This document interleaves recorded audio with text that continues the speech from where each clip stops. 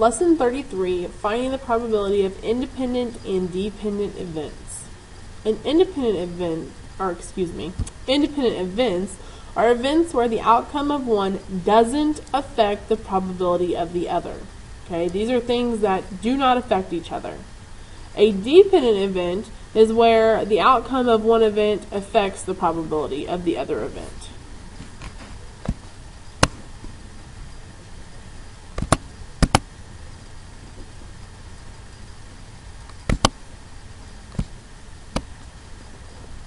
Example 1 says to identify each set of events as independent or dependent. Tossing two coins, a dime and a quarter. So, what they're saying here is whenever I toss this dime, if I get heads, does that mean when I toss the quarter, I have to get tails or I have to get heads again? No, it doesn't. These two things do not depend on each other at all. Whatever happens here does not affect the outcome of what happens here. So we would call these independent. Okay, I'm going to abbreviate here. And it wouldn't matter if it was the same coin twice.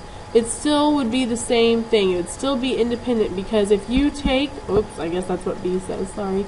If you take the same coin and you toss it and you get heads, that doesn't mean when you pick it up and toss it again that you have to get tails. We know that there's a 50-50 chance both ways, but that doesn't necessarily change the outcome one way or the other. It is still a 50-50 chance, but just because we get heads doesn't mean we have to get tails. So in this case, it would again be independent. Putting 10 students' names in a bag and drawing two names without replacement. Now, here's one that does depend, because if I take 10 students' names and I pull out Billy and I don't put Billy's name back, then I can't pull Billy's name a second time. So if I've already pulled Billy's name, I can't pull it again. Another way to think of it is that first time every student has a 1 in 10 chance of their name being drawn. But after I take out Billy, they now all have a 1 in 9 chance of their name being drawn. When that denominator changes, that tells you that it's dependent. So this one would be dependent. Pretend that it looks slightly like that's what it's supposed to. Okay. Putting 10 students' names in a bag and drawing one per week to choose a room monitor. A student can be chosen more than once. That means that after they pull the name, they're going to put it back in. So if I have 15 students, I have 10 students, and I'm pulling one name the first week, and I get Billy, I can put his name in, and it can be Billy the second week too, because it says that they can be chosen more than once. In this case, that denominator is not going to change, so it will be, independent.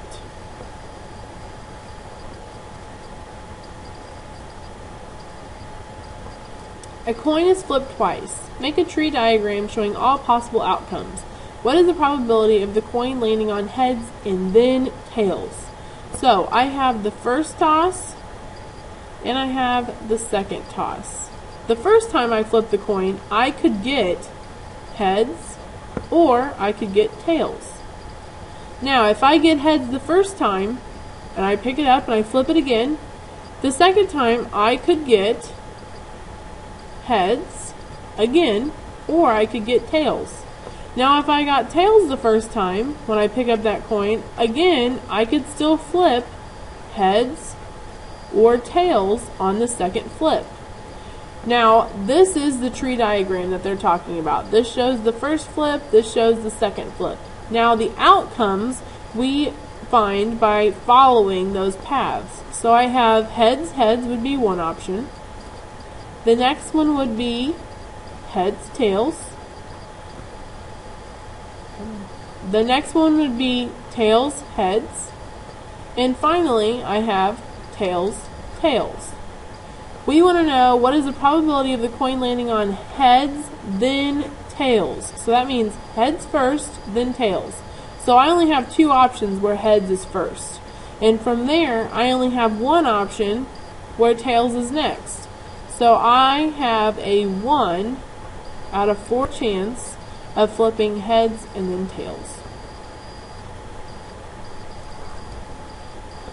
A bag has 5 $10 bills and 15 $1 bills. Find the probability of drawing a $1 bill, keeping it, and then drawing a $10 bill. So what I need to know is, first of all, I have 5 $10 bills. I have 15 $1 bills. Okay? How many bills are in that bag? That's the first thing I need to know, because that's going to be my denominator. If there are 5 of these and 15 of these, that will give me a total of 20. And I want to know the probability of drawing a $1 bill first. So that's going to be my numerator. How many $1 bills are in the bag? There are 15. So that would be a 15, which I could reduce to 3/4. Okay. So that's that. And then if I'm keeping it and then drawing a $10 bill, okay, I'm going to keep that, whatever I just drew, sorry. I'm going to keep that $1 bill. So how many bills are in the bag now? That would be 19. I then want to draw a $10 bill. So how many $10 bills are in the bag? I kept one $1 bill out, but all of the $10 bills are still in there. So that would be a 5. So the probability of drawing a $1 bill, keeping it, and then drawing a $10 bill, to find that answer, I'm going to multiply those two things. So I ended up with 15 over, and that would give me 76. Let me double check that to be sure. Yes, final answer. Find the probability of drawing a $10 bill, keeping it, and then drawing another $10 bill. So all of the bills are in the bag at this point. So we're going to have 20 as our denominator, because that's how many bills are in the bag. And I want to draw a $10 bill first this time. So to draw a $10 bill first, I know that there are 5 $10 bills in the bag. This would reduce to 1/4. And this time, I'm going to keep that $10 bill again. So instead of having 20 in there, I now have 19. And I kept the $10 bill. So I'm wanting to draw another $10 bill. So that tells me there are only 4 $10 bills left. Again, I can multiply to find this answer. My 4's will cancel, leave me with a 1 in 19 chance. Odds are another way of describing the likelihood of an event, written with a colon of favorable to unfavorable outcomes. That would be favorable to unfavorable outcomes. That's an F, not a T. So, for example, if I have a box containing 3 pink, 4 yellow, and 5 blue highlighters, and 1 highlighter is chosen at random, what are the odds of choosing a yellow highlighter? Well, first of all, that would be the favorable, would be the yellow. That's what I want. So that's going to be what I show first, just like up here. So there are 4 yellow ones, so it would be 4, 2, and then unfavorable would be the ones that I don't want to draw, which would be the pink and the blue, which would give me 8. I could again reduce this like I have been already, and that would give me a 1 in 2 chance. 1 to 2 chance. 1 to 2 odds. Okay, what are the odds against choosing a blue highlighter? That means that the favorable would be anything that's not blue. So I know that there are 5 blue, there are 7 that aren't blue, so that would be the favorable here. And if it's against choosing blue, the unfavorable would be the 5 that are blue. That would be my final answer. So please make sure that you've taken good notes, and I will see you in class tomorrow. Have a good night.